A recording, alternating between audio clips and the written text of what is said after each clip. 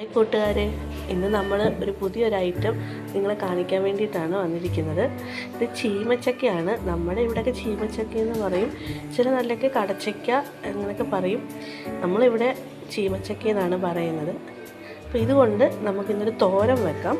അപ്പോൾ അത് തോരൻ വെക്കുന്നത് എങ്ങനെയാണെന്ന് നോക്കാം. അതിന് മുന്നായിട്ട് ഞാൻ ആദ്യം ഇതൊന്ന് ക്ലീൻ ചെയ്ത് ചെറുതായിട്ട് അരിഞ്ഞ് കൊണ്ടുവരാം, എന്നിട്ട് നിങ്ങളെ കാണിക്കാം. ഞാനിവിടെ ചീമച്ചക്കയെല്ലാം ക്ലീൻ ചെയ്ത് ചെറുതാക്കി അരിഞ്ഞ് എടുത്തിട്ടുണ്ട്. ഇനി നമുക്കിതിലേക്ക് കുറച്ച് ഉപ്പിട്ട് വെള്ളം ഒഴിച്ച് നന്നായിട്ട് വേവിച്ചെടുക്കാം. ഉപ്പിൻ്റെ കൂടെ ഒരിത്തിരി മഞ്ഞൾപ്പൊടിയും കൂടി ഇടുന്നുണ്ട്.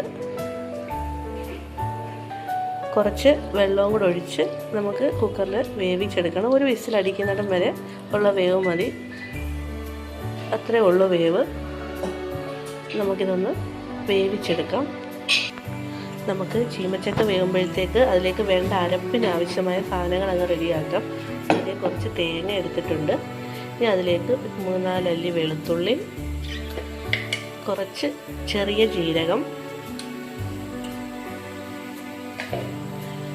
ഇത്തിരി മഞ്ഞൾപ്പൊടി,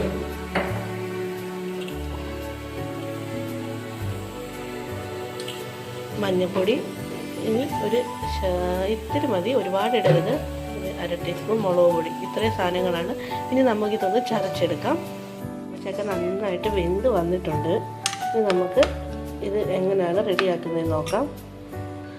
നമ്മൾ ചട്ടി ചൂടായിട്ടുണ്ട്. ഇനി നമുക്കതിലേക്ക് എണ്ണ ഒഴിക്കാം. വെളിച്ചെണ്ണ ഒന്ന് ചൂടായി വരുമ്പോഴത്തേക്ക് അതിലേക്ക് കടുക് ഇട്ട് കൊടുക്കണം.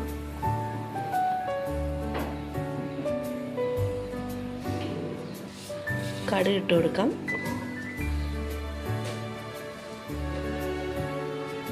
കടുക് നന്നായിട്ട് പൊട്ടിയതിന് ശേഷം നമുക്കതിലേക്ക് ചീമച്ചക്ക ഇട്ട് കൊടുക്കാം.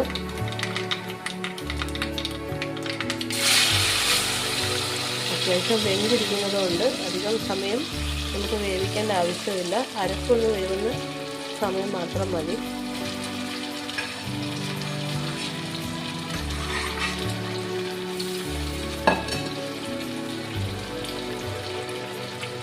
അതിൻ്റെ ഒപ്പം തന്നെ നമുക്ക് നമ്മൾ അരച്ച് വെച്ചേക്കുന്ന അരപ്പും കൂടെ ഇട്ട് കൊടുക്കാം.